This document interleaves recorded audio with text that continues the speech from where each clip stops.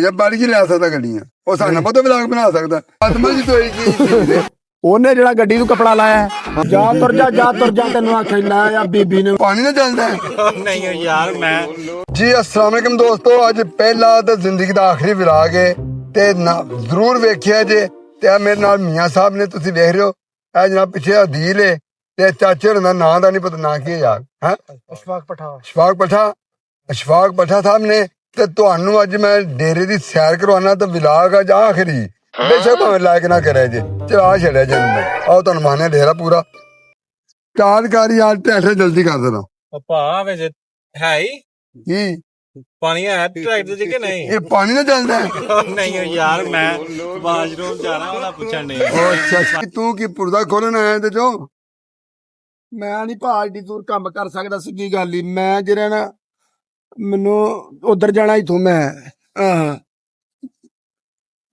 ਕੰਮ ਕਰਨਾ ਤੇ ਕੰਮ ਕਰਨਾ ਨਹੀਂ ਹੋ ਨਹੀਂ ਮੈਂ ਨਹੀਂ ਕਰਨਾ ਮੈਨੂੰ ਨਹੀਂ ਇੰਨੀ ਕਮਾਈ ਚਾਹੀਦੀ ਕਿਉਂ ਮੈਂ ਕੰਮ ਉਂਝ ਤੇ ਕਰਨਾ ਮੈਂ ਰਾਤ ਨੂੰ ਘਰ ਜਾਣਾ ਕਰਨਾ ਸਿੱਧੀ ਗੱਲ ਏਡੀ ਦੂਰ ਖਲਾਸਪੁਰ ਆਣ ਕੇ ਮੈਂ ਕੰਮ ਕਰਨਾ ਇੱਥੇ ਨਹੀਂ ਤੇ ਕਮਰੇ ਵੀ ਬਣੇ ਨੇ ਬੀਬੀ ਨੇ ਵੀ ਨਾਲ ਲਾਇਆ ਇੱਥੇ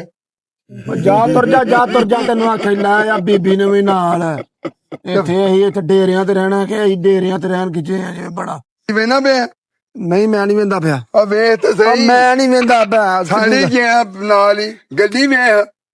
ਉਦੋਂ ਕਿੱਥੇ ਲਗਾਈ ਇਹੀ ਆ ਕਿੱਥੇ ਉਦੋਂ ਭਾਈ ਬਈ ਅੱਜ ਪਹਿਲੇ ਦਿਨ ਝੂਠਾ ਦਿੱਤਾ ਤੂੰ ਤੇ ਝੂੰਡਾ ਤਾਂ ਮੈਂ ਗੱਡੀ ਵੇਖ ਤੇ ਸਹੀ ਪਹਿਲੇ ਵੇਖ ਲਈਏ ਆ ਯਾਰ ਮੈਂ ਪਤਾ ਕਿਨੇ ਲਈ ਆ ਕਿਨੇ ਲਈ ਆ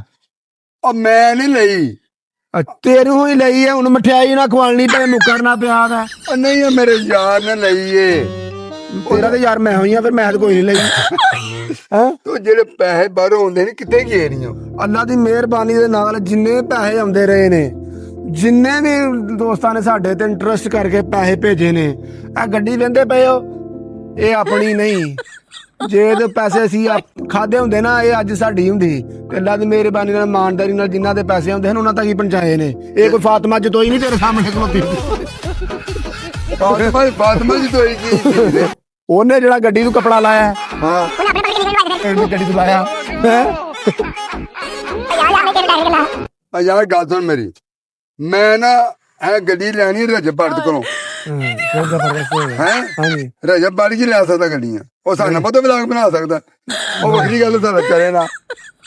ਲੋ ਜੀ ਸਾਡੇ ਮੀਆਂ ਸਾਹਿਬ ਨੇ ਇਹਨਾਂ ਦੀ ਗੱਡੀ ਹੈ ਜੀ ਇਹਨਾਂ ਦੇ ਨਾਲ ਹੀ ਅਸੀਂ ਆਏ ਆ ਇਹ ਤੁਹਾਡੀ ਇਹ ਗੱਡੀ ਸਰਕਾਰ ਮਿਹਰਬਾਨੀ ਤੁਹਾਡੀ ਤੇ ਲੋ ਅੱਜ ਦਾ ਵਲੌਗ ਇੱਥੇ ਐਂਡ ਕਰਨੇ ਆ ਤੇ ਅਗਰ ਮਿਲਣਾ ਤੁਹਾਨੂੰ ਅਗਲੇ ਵਲੌਗ 'ਚ ਕਿਉਂ ਭਾਈ ਨਹੀਂ ਅਗਲੇ ਚ ਵੀ ਨਹੀਂ ਅਸੀਂ ਮਿਲਦੇ ਭਾ ਤੂੰ ਮਿਲਣਾ ਵੇਖ ਲੋ ਹਾਂ ਇਹ ਧਿਆਨ ਨਾਲ ਵੇਲਾ ਨਹੀਂ ਮਿਲਣਾ ਕਿਉਂਕਿ ਆ ਜਗ੍ਹਾ ਜਾਂ ਕੋ ਵੇਚਣ ਨਹੀਂ ਹੈ ਆ ਇੱਥੇ ਆਉਣਾ ਹੀ ਨਹੀਂ